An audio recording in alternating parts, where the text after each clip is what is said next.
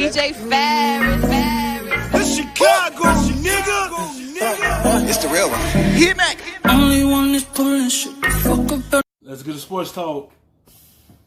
Dame Lillard did a wide-ranging interview with Vanity Fair, but one comment stood out to the NBA Twitterverse.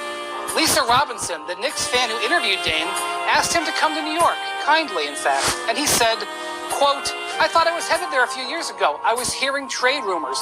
The Garden is my favorite place to play." Richard, I know how much Knicks fans love you and always like hearing your opinion on their team. What would it have been like to see Lillard in a Knicks uniform? Knicks fans, let me say this. Going back to LeBron James and with his situation when he went back to Cleveland, he didn't have a very good relationship with Dan Gilbert, as a lot of people know. Dan Gilbert took out a full-page ad criticizing LeBron for leaving. Point is that you don't have to have a great relationship with the owner. And, the way James Dolan has handled this situation, how he's handled situations in the past, it might lead you to believe that you will never, ever get a free agent. But sadly, you are still the Knicks, and you still have Madison Square Garden. So for Dame and some future player eventually will want to go and play for that fan base. They will want to go and play in that city. I don't know if Dame is going to be that. Yeah, somebody gonna want to go play there because the Garden is a big stage.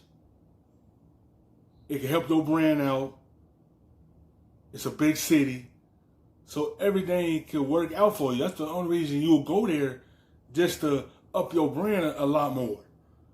If Dame Lillard would have went there, because he in Portland. Portland's a small market. Now you go to New York, that's a big market.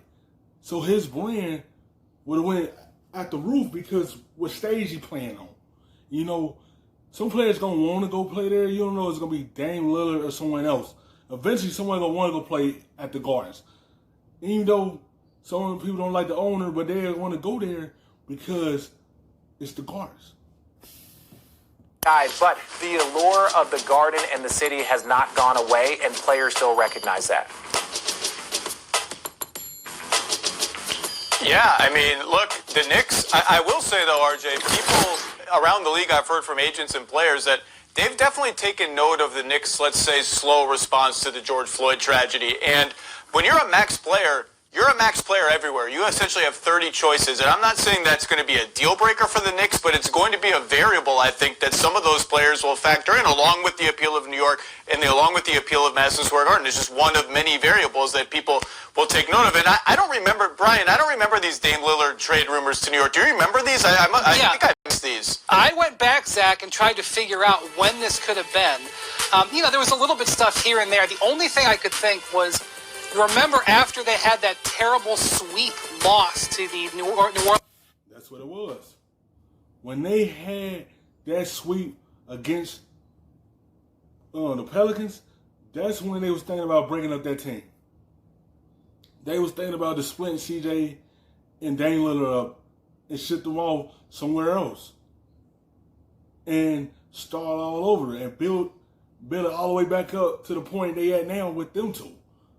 But I think they just look at it as, we're going to give it one more chance and see how it go. And they made a playoff again. And they just looking at the success that they had with Dame Lillard. That's why they didn't want to ship him off to New York. Yeah, they were looking at it as, is it time to let this go or keep it? And they wanted to keep it. Pelicans, and Dame asked to talk to Paul Allen, the owner, the late Paul Allen, and really kind of wanted to know where the organization was going. Maybe he started the trade rumor, but he heard what he wanted to from Paul Allen. They retrofitted the team a little bit, and they had a great year and went to the West Finals last year. I don't know what other time he had been talking about. And Zach, I don't know what the Knicks would have traded for him, to be honest. Porzingis, but they would have needed a lot more to get it done. Yeah, I don't see Portland having any interest in any real Knicks deal. I guess if you theoretically go back in time and offer Porzingis and some other stuff, yeah, you could have a conversation. But I am not under the impression that this ever went anywhere. Well, I will say this: there'd be a lot of teams begging for Dame Lillard. Yeah, and he signed a $250 million extension last summer. He is probably not going anywhere. Underpaid. The NBA has decided, underpaid, wow. We'll see about the next CBA. The NBA has decided they're not going to test players for, or they are going to test players for PEDs, but not pot once they get to the so-called bubble in Orlando. This was first reported by The Athletic. Now, there could be an addendum to the CBA later this year, ahead of the December start of next season, and so that means rules could change. So, Zach, with the league essentially clearing marijuana usage in Orlando, is this the first step to legalizing marijuana permanently in the NBA? Hey, look, if you're going to be stuck in a bubble in a hotel room in Orlando for like a long time, you got to have something to get you through the time. And this is a discussion. I have a feeling whenever the NBA does move on this and when other sports leagues do move on this, our reaction collectively is going to be like, what took so long? Like, a lot of states have already moved on this. It's not even an open secret that a lot of athletes do it and a lot of non-athletes do it. It's just sort of a regular fact of life. So I guess this is one of many things. That's why they want to test them, because they know it's legal in Orlando and players use it. Some players do.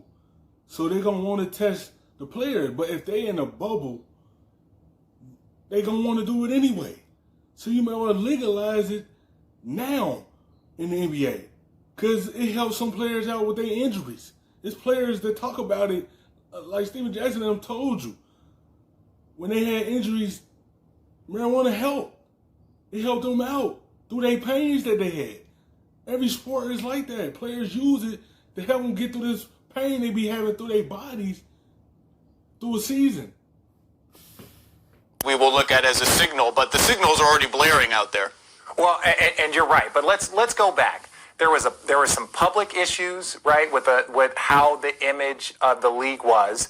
Then you had baseball and their steroid issue. So every single team, every single sports league increased their drug testing policies. When I first came into the NBA, there was one drug test. You knew the date. It was called the dummy test because only a dummy would fail it. So then after that, every player could smoke weed, they could do whatever it was. Then baseball and the steroid situation happened. They all upped their policies. They wanted to change the public image of the NBA. They implemented the dress code. Now you fast forward to today, weed is an essential business here in California and pretty much everywhere. They were open all across the country during this pandemic. So, it's so crazy how things have changed in like a quick 10, 15 years to now you're in a space where, hey, they players can do whatever it is that they choose as long as there's no PEDs. And I think, to your point, Zach, yes, what took so long? Now let's get some of the people that are in jail for these offenses out of jail.